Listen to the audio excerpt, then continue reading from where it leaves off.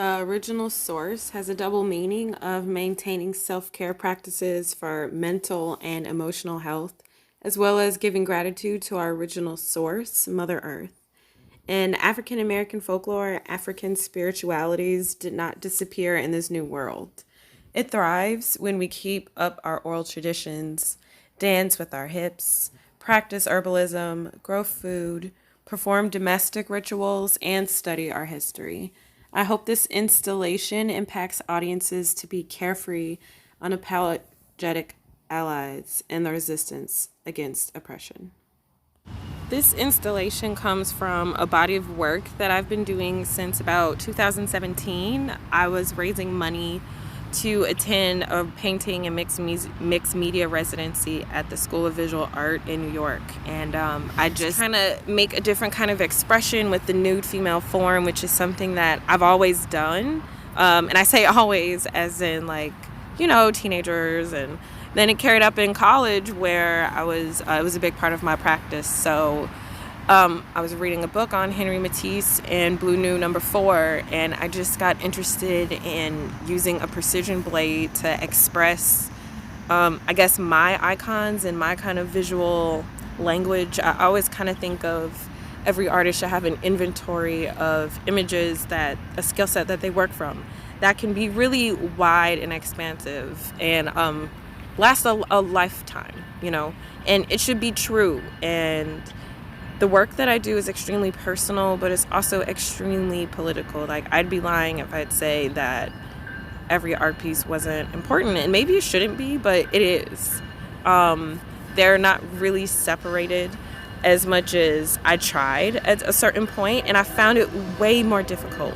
So it is with great pleasure and ease that I come back to Illinois State as an alum with a whole different level of experience.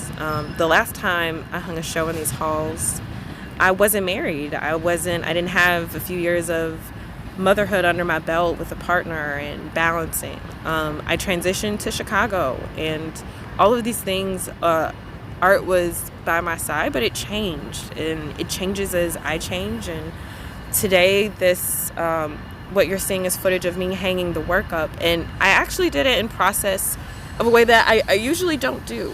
I put all the mounting putty on first, and then I laid everything up. So there was just kind of this seamless energy. And what I like to do is take the same ingredients and mix it up and see what happens when there is some consistency or a level of improvisation. So for instance, I mentioned the process of making these cutouts, and they definitely are not drawn beforehand. There's no preliminary drawing, and the end product is always impressive. There's a certain skill set of poses that I like to choose from. There's bending and leg split, and some of them are really organic and more fluid, and I always have to catch myself to just keep it really simple and keep it loose. There's so much sweet information in between the sweet spot of creating, where you can have play and be really critical. And I kind of have this really obsessive way of getting into the things that I love. There's so much continuity from artists of the past and artists of the present. For instance, Henry Matisse and Carol Walker were a big visual inspiration for me to have this approach to the nude female form and reclaiming the sexuality and repurposing the sexual power of women, as I've read from even poets like Audre Lorde, and my studies at ISU, and even my studies and everything that I've done past that. It's been, like I said, 4 years, and this work has been in exhibitions for about 3, and it feels great to bring it back here. The last exhibition that I exhibited this work was in a special exhibitions as a member artist for Women Made Gallery in Chicago. And I was so excited to get that invitation, not only because I had been seeking to be a member artist at Women Made Gallery since undergrad, but just because that was just a high moment for me. Just a new peak in my career, and I look forward to many more.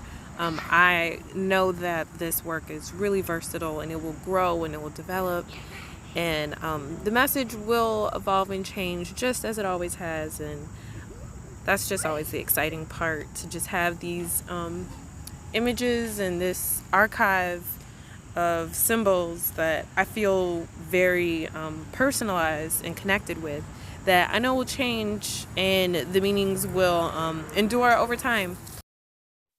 Our stories are more important now than they ever have been before. The whole world is in a state of listening and awareness and policing. And while it has been very problematic on a lot of fronts, it has been some benefit. I mean, this is the work that we've been doing since our hearts told us that injustice isn't right and we need to do something about it. So, in whatever way that you can get it out, whether it is through writing or visuals, please, please do your part to speak about women's and genders and sexuality studies.